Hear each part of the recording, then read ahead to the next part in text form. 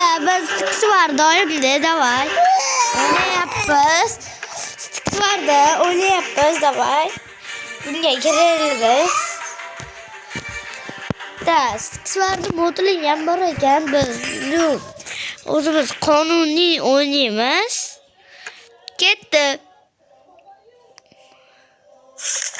Beni kazanım bu pulda olgan şüphagan. Bu nimalar meniki? Men hozir bular bilan urushyapman. Hozir bular bityapti. Ular ketishyapti. Davay, oh. Ana nimalar ularga borib urushadi. Berdi. Oh, bular nima ekan? Davay, bu ikkinchi qismini ham chiqaramiz. Bu nimada? Biz kirdik. 53 ta almazimiz bor. Hozir kirdik.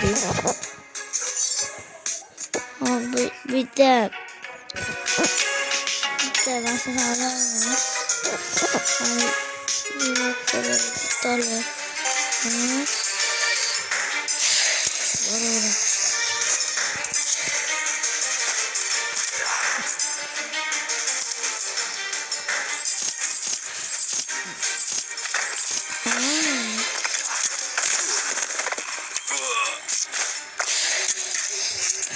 O da var, yaxşı bizde bitti cəncə bu xalas.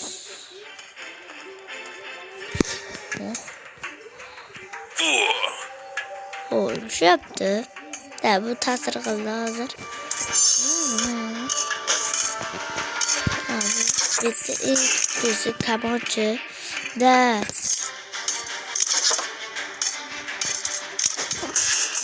Valla başka tabancada küçültürüm halas.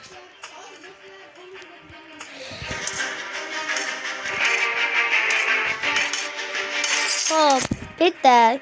Kumalar zoru kabarcı vaziyette ben kazanamam. Like basıyla ve subscribe basıyla bunu modülüne otkızamız. Eğer like ve giyimi de basıyla zor bana. Biz bunu gelmeden küçültüremiz videolar. Buranı bizim kulağımı biraz ileride çiziyoruz. Tabancalar.